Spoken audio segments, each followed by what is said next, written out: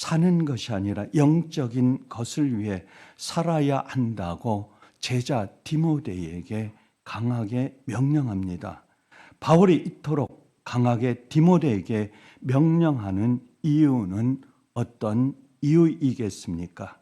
그만큼 당시 성도들이 육신의 것에 치우쳐 있었음을 예고할 수 있습니다. 그래서 오직 너만, 나의 제자 디모데 너만은 영적인 것을 추구하라며 명령을 강권하여 내린 것입니다. 이렇게 사는 것이 쉽지 않기에 오로지 하나님의 말씀으로 살아가라는 강권하여 디모데 제자에게 말씀하고 있습니다. 그래서 오늘 디모데전서 6장 11절에 오직 너 하나님의 사람아, 사도 바울은 디모데를 오직 너 하나님의 사람아라고 불렀습니다. 하나님의 사람이라는 이 호칭에는 아무나 사용되지 않습니다. 구약 시대에는 특별한 부르심을 받고 아주 특별한 사명을 감당했던 소수의 선지자들, 모세와 같은 여호수아 같은 이러한 선지자들에게 호칭이 사용되었습니다. 오늘 본문 10절에 사도 바울이 믿음의 아들 디모데를 부르면서 오직 너 하나님의 사람아, 하나님의 사람아라고 강조하여 디모데에게 말씀하고 있습니다. 바울이 디모데를 부른 하나님의 사람이라고 하는 이 말은 무슨 뜻이, 어떤 것이 내포되어 있는 것입니까? 하나님의 사람은 하나님께 속한 자를 말하고 있습니다. 요한일서 4장 4절에 자녀들아 너희는 하나님께 속하였고 또 그들을 이기었나니 이는 너희 안에 계시니가 세상에 있는 자보다 크심이라. 사도 요한은 초대교회 성도들에게 편지하면서 자녀들아 너희는 하나님께 속하였고 라고 말씀하고 있습니다. 요한복음 15장 19절에 너희가 세상에 속하였으면 세상이 자기의 것을 사랑할 것이나 너희는 세상에 속한 자가 아니요 라고 말씀하고 있습니다. 우리 주님도 너희는 세상에 속한 자가 아니요 하나님께 속한 자였다고 말씀하고 있는 것입니다. 세상에 속한 자인가 하나님에 속한 자인가? 세상에 삶을 두고 뿌리를 받고 내리고 있는가? 하나님께 뿌리를 받고 나의 온 몸이 하나님께만 속해 있는가? 이 세상에는 두 종류의 사람만이 존재합니다. 하늘에 속한 자와 땅에 속한 자, 하나님께 속한 자와 세상에 속한 자, 세상의 유혹을 받아 삶을 살고 있는 자와 하나님의 거룩한 삶을 살아가는 자, 이 두 종류의 삶으로 세상의 삶을 살아가고 있는 모든 삶의 존재자들은 표현하고 있는 것입니다. 그러면 예수사랑교회 성도, 우리 성도는 누구이며 어디에 속해 있는 자입니까? 저와 여러분은 어디에 속해 있고 하나님을 믿고 하나님의 사람이라고 우리는 얘기하면서 세상의 삶에 뿌리를 받고 살고 있는 자인지 아니면 하나님께 뿌리를 받고 성령 속에서 성령의 이끌림을 받고 삶을 살아가고 있는지를 우리는 내 자신에게 물어봐야 하는 것입니다. 하나님께 속해 있습니까? 혹은 세상에 속해 있습니까? 그러면 우리 성도는 하나님께 속한 자인지 세상에 속한 자인지를 어떻게 구분하고 어떻게 알 수 있는 것입니까?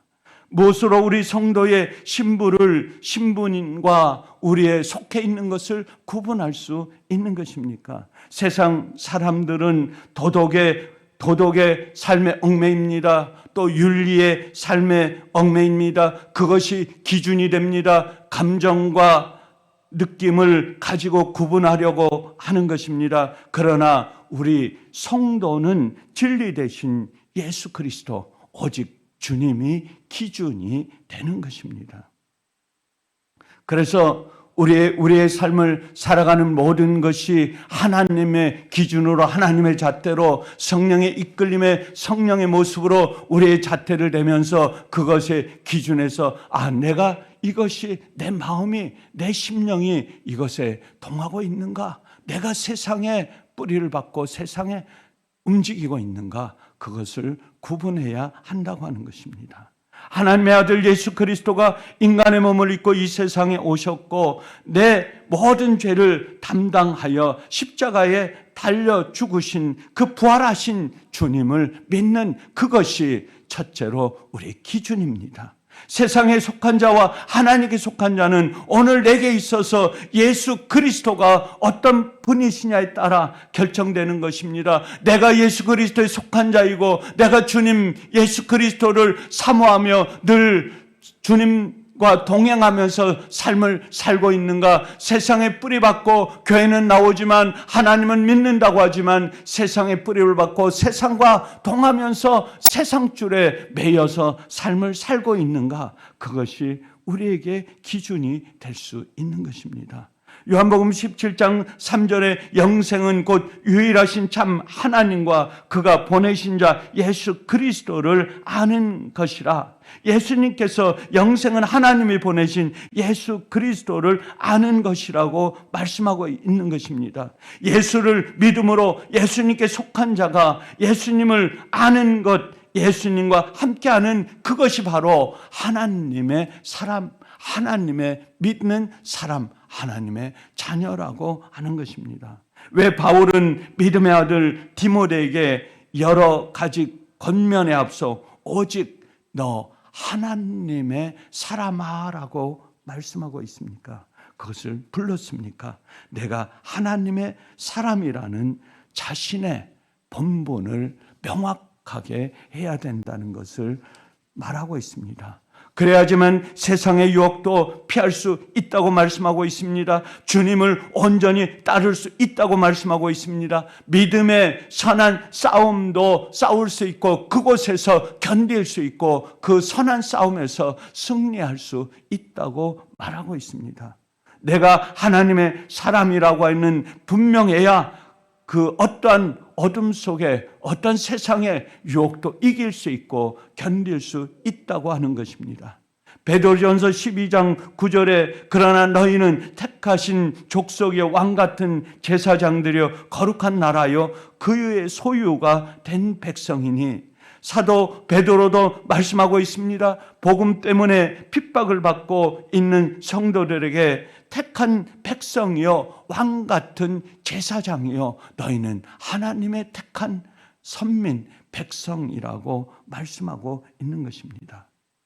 왜 네로 황제의 박해를 받고 있는 성도들에게 너희는 택하신 족속이라고 말씀하고 있습니까? 왕 같은 제사장이라고 강조하고 있습니까? 너희는 선한 거룩한 하나님의 백성이라고 말씀하고 있는 것입니까? 그것은 오로지 하나님의 자녀만이 그 엄청난 박해와 고통과 아픔을 견뎌갈 수 있기 때문입니다.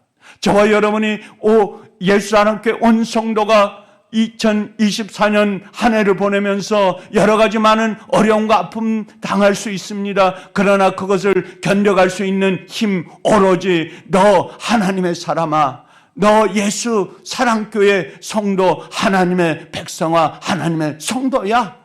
주님께서는 우리에게 권고하면서 오로지 하나님의 백성 예수 사랑교회 성도로서의 삶, 그 삶은 그 모든 것들을 견디면서 영원한 천국 하나님의 백성으로서의 거룩한 삶을 살아가는 주님의 성도로서 그 삶을 살아가야 하기 때문에 이러한 모든 것들을 견뎌온 것이라고 하는 것입니다. 왜냐하면 우리는 2025년 새로운 새해가 우리를 기다리고 있습니다. 그것보다도 더욱더 영원한 천국, 영원한 세계, 거룩한 하나님의 백성으로서의 삶을 우리 주님께서 우리를 기다리고 계신다고 하는 것입니다. 이 새벽 시간에 옛사랑 교회 성도는 내 자신은 누구인가? 나는 어디에 속한 자인가? 나는 하나님께 속한 자인가? 아니면 땅에 속한 자인가? 하늘에 속한 자인가? 아니면 세상에 속한 자인가? 우리는 그 물음을 주님 앞에 물어봐야 하는 것입니다. 하나님께 속한 성도만이 세상의 유혹을 이겨낼 수 있다고 하는 것입니다. 세상의 어떠한 물질도, 어떠한 힘도, 어떠한 권한도 나를 그 유혹에서 이겨낼 수 없는 것입니다. 오로지 하나님만이, 하나님께 속한 자만이, 하나님이 택한 자만이, 하나님께서 부르신 자만이 이 유혹과 어둠과 수많은 우리에게 속해 있는 많은 것들을 견뎌낼 수 있다고 하는 것입니다. 오늘 새벽을 열어주신 하나님께서 옛사랑교회 온 성도에게 권면합니다. 온 성도의 세상을 살아가는 오늘 하루의 삶도 너 하나님의 사람아, 옛사랑교회 온 성도여, 너희는 오로지 주님만을 붙들고 주님께 속했고 너희가 고통 속에, 아픔 속에, 어려움 속에 있느냐? 하나님의 백성 사도 바울이 나의 제자 디모데에게 너 하나님의 사람아, 하나님의 백성이라고 명령했던 것처럼 하나님의 종, 우리 하나님의 백성들이 오로지 하나님만을 붙들고 하나님께 속한 삶을 살아가면서 오늘 하루도 온전히 주님께 나의 몸과 마음과 온 삶을 드리면서 승리하는 삶으로 살아가시는 저와 여러분이 되시기를 주의 이름으로 간절히 축원합니다. 감사하신 아버지